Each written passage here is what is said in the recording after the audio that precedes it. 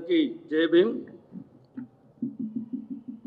నా పేరు ఏదుల్లా గౌరీశంకర్, బైండ్ల భవనీయ సంఘం రాష్ట్ర అధ్యక్షుని మాట్లాడుతూ ఉన్నా. ఈరోజు ఎస్సీ 57 కులాల మేధో మదనం సమావేశానికి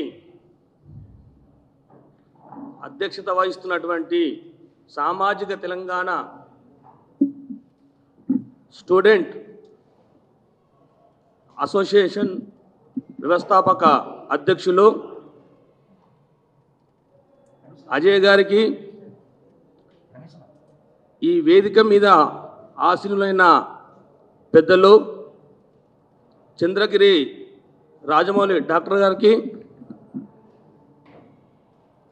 ఎస్సీ 57 ఉపకులాల అధ్యక్షులు చింతల రాజలింగం గారికి, ప్రొఫెసర్ గజవెల్లి ఈశ్వర్ గారికి,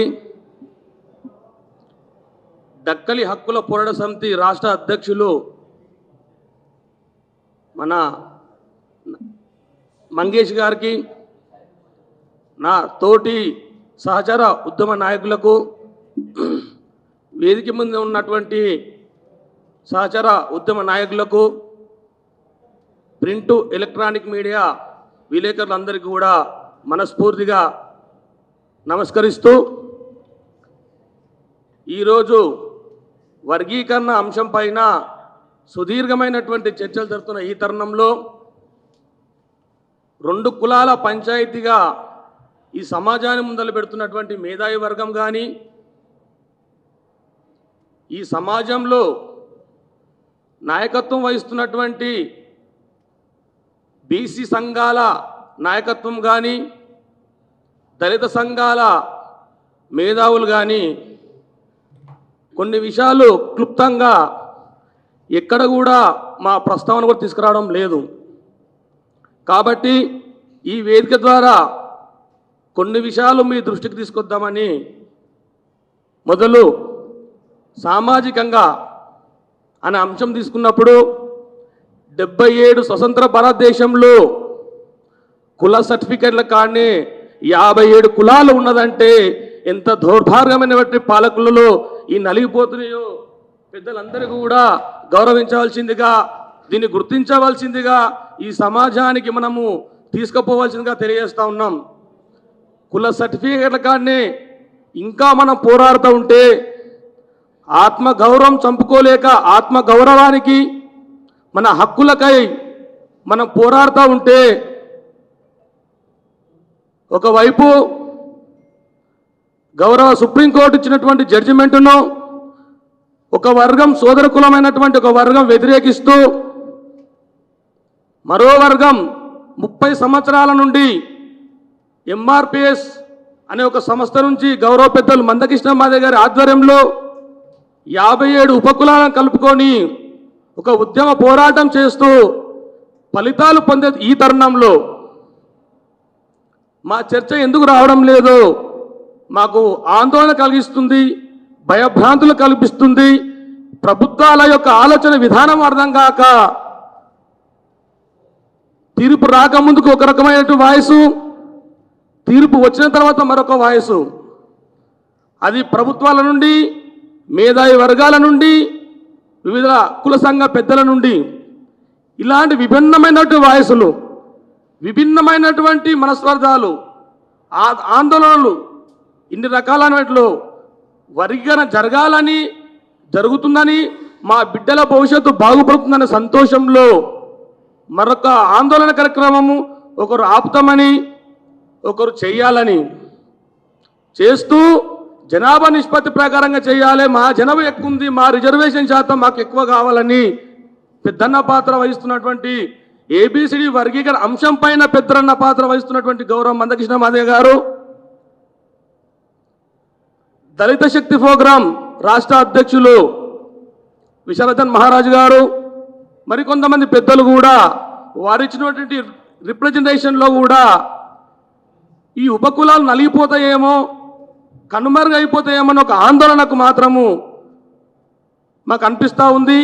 అందుకే ఇలాంటి వేదికల మీద మేము మాట్లాడకపోవడము, మాకు సరైన అవకాశం రాకపోవడం వల్లనే, కాబట్టే మేమందరం ఐక్యమై ఇలాంటి వేదికలు ఏర్పాటు చేసుకొని మా యొక్క బలమైన వాయిస్, మా బలమైన ఒక ఆవేదన మొట్టమొదలుగా ఈ ప్రభుత్వానికి, ఈ సమాజంలో ఉన్నటువంటి మేధావి వర్గానికి, సహచర ఉద్యమ నాయకులు అందరూ తెలియజేయాలనే కొన్ని అంశాలు మీ ముందు పెడతా ఉన్నాం.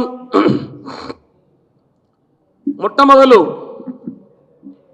కుల సర్టిఫికేట్లు 57 కులాల్లో కొంతమంది ఎంఆర్ఓ స్థాయిలో ఇస్తే, కొంతమంది ఆర్డీఓ స్థాయిలో, కలెక్టర్ స్థాయిలో ఇవ్వడం వల్ల విద్యకు ఎందుకు దూరమైనామో అదొక కారణం ఈ వేదిక ద్వారా తెలియజేస్తా ఉన్నాం.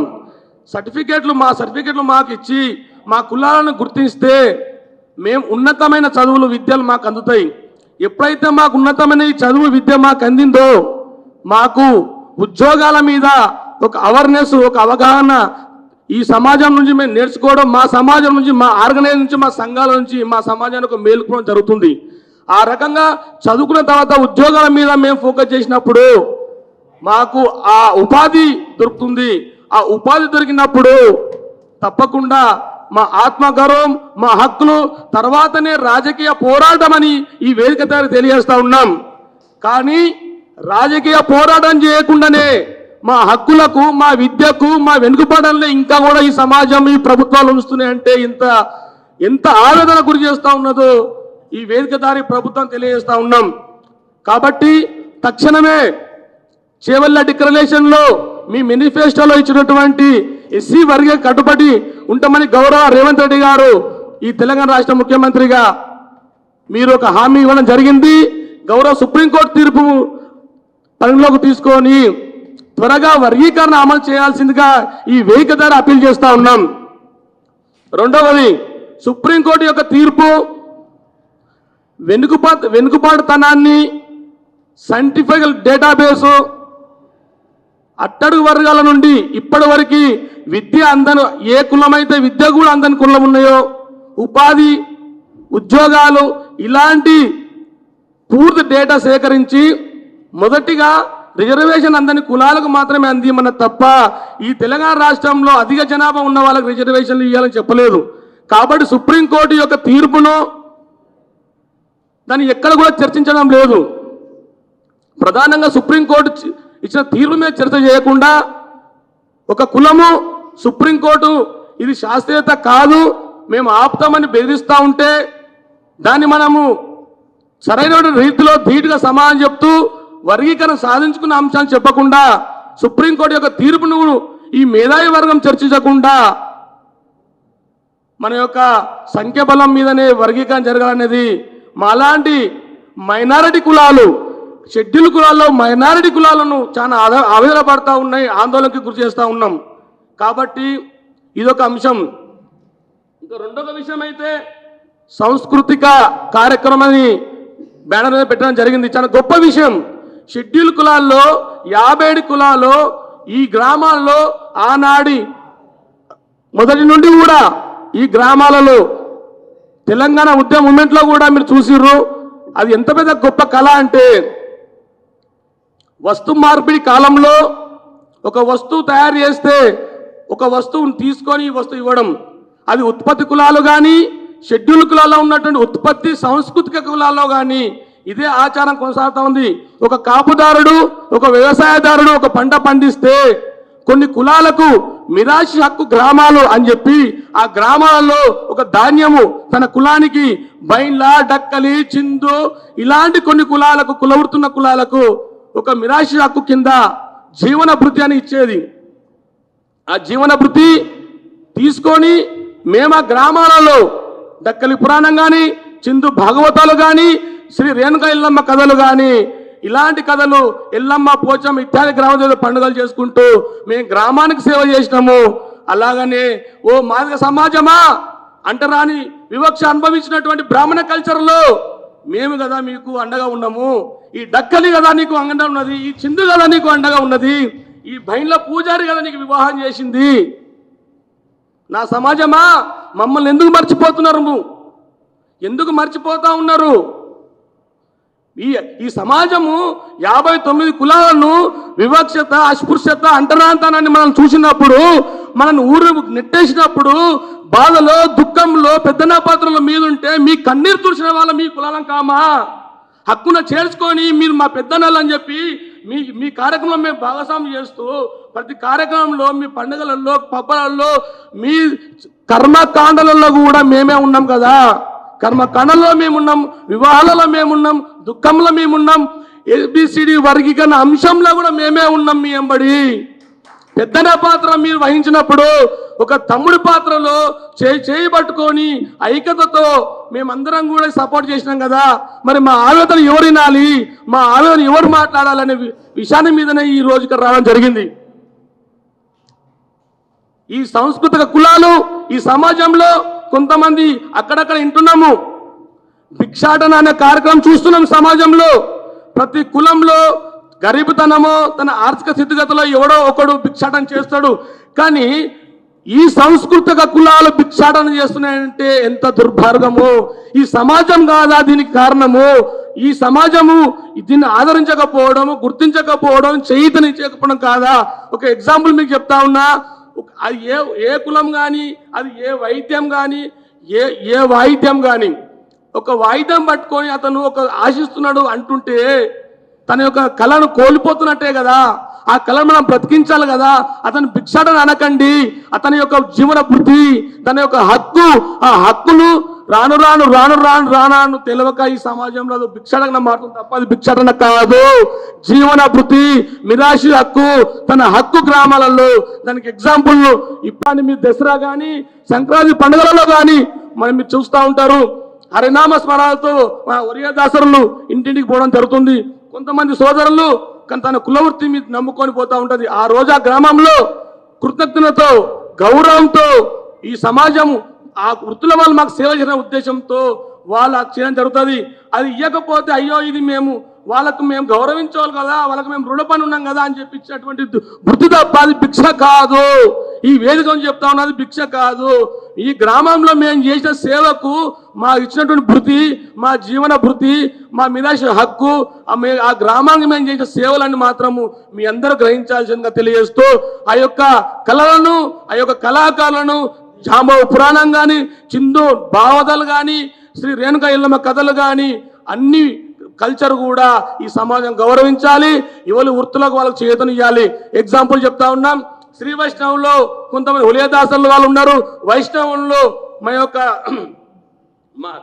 మన సోదరులు మీరు సార్ ఇలాంటి కొన్ని కులాలు వైష్ణవులు ఉన్నారు.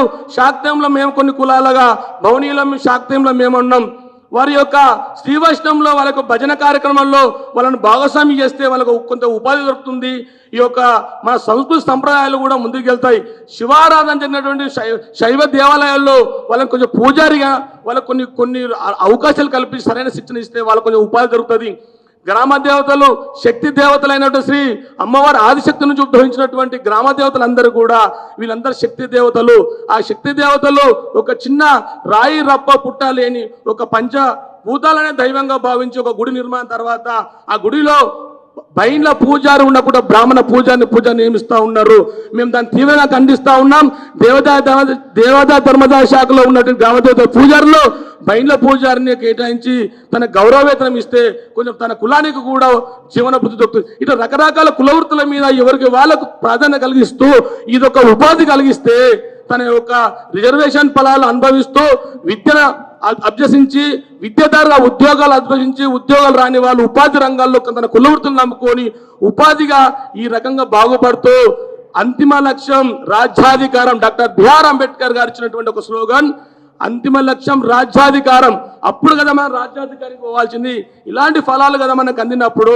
కాబట్టి మరొకసారి మీ అందరికీ కూడా ఇలాంటి విషయాలన్నీ కూడా తెలియజేస్తూ త్వరలో 1,00,000 డప్పులు 1000 గొంతుకల కనడానికి సంపూర్ణమైనటువంటి మేము మద్దతు తెలియజేస్తా ఉన్నాం. ఈ వేదిక ద్వారాగా 1000 జమడికలతో జమిడిక నగారం మోగించబోతా ఉన్నాం. ఉపకుల వాయిద్యాలతో బలమైన వాయిస్ ఈ ప్రభుత్వాలకు, కేంద్ర ప్రభుత్వం కాదు ఢిల్లీ పీటల దాకా కూడా మేము ధర్నాలు చేసి నిరసన దీక్ష చరిత్ర మా ఉపకులాలకు ఉన్నది. కాబట్టి రేపు తెలంగాణ జరగబోయే కార్యక్రమం మా ప్రతి వాయిద్యం మోగి చూపిస్తాము. కానీ అంతకన్నా ముందుకు ఏబిసిడి వర్గీకరణకు పెద్దన్న పాత్ర వహిస్తున్న గౌరవ మందకృష్ణ మాదిగ గారు ఈ ఉపకులాలను పిలిపించి మా ఆవేదనను, మా ఆలోచన విధానాన్ని, మా భయభ్రాంతులను అన్నిటి కూడా మీరు చర్చించి మీ సమాజానికి తెలియజేయాల్సిందిగా వ్యక్తి చేస్తూ ఇంత గొప్ప అవకాశం నాకు కల్పించినట్టు మా పెద్దలందరికీ కూడా మనకు తెలియజేస్తూ అందరికి తెలియజేస్తూ జై భీమ్.